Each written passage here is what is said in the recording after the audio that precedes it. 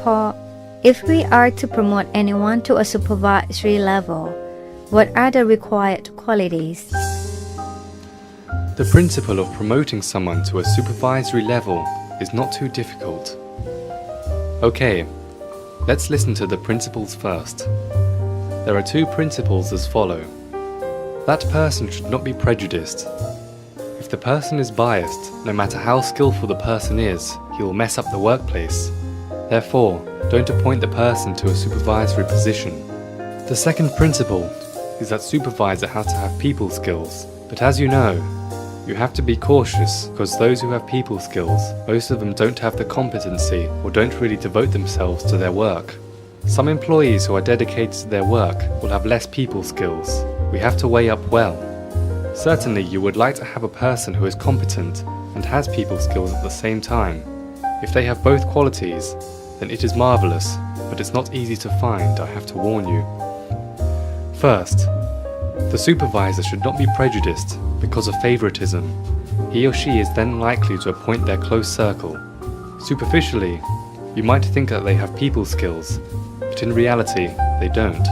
The workplace will be wrecked because there will be lots of flatterers or incompetent workers, and then you will be in trouble. Then, the next category is to be prejudiced because of strong dislike. Why is this so? The supervisor might be competent, but would keep ill will against workers he does not like. The next type supervisor is prejudiced because of fear for people who have connections. Why is this so?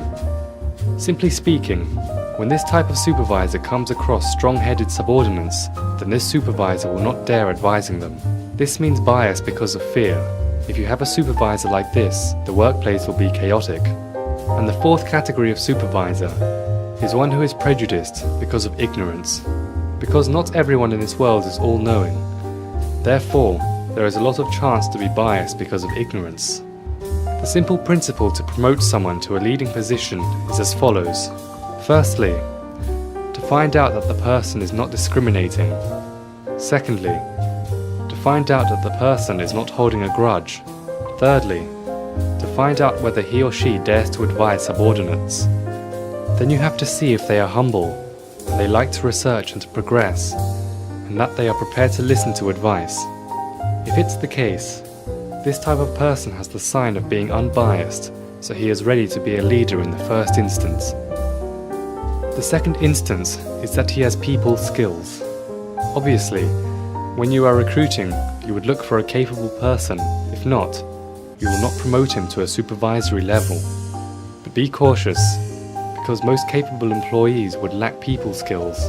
But on the other hand, the person who has people skills would not be as competent. At this point, for the capable workers who have less people skills, you need to guide them and gradually teach them the following.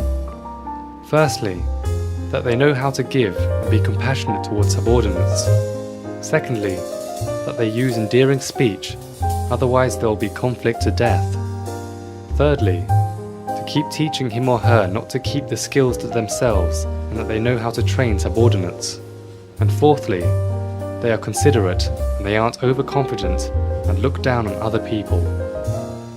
When they did something wrong, they would grieve. You need to guide them well. The Lord Buddha gave the following principles on people skills.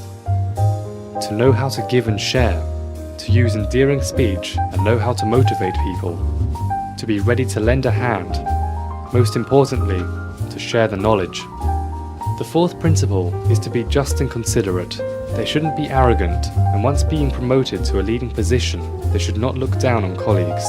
You have to examine well if they have this quality. It means they have people skills. If they need more skills, then you can top it up. For people who have people skills but are less competent, then you need to train them harder. Before the promotion, and if it is necessary to promote them, you need to guide them well. If not, your work will be affected.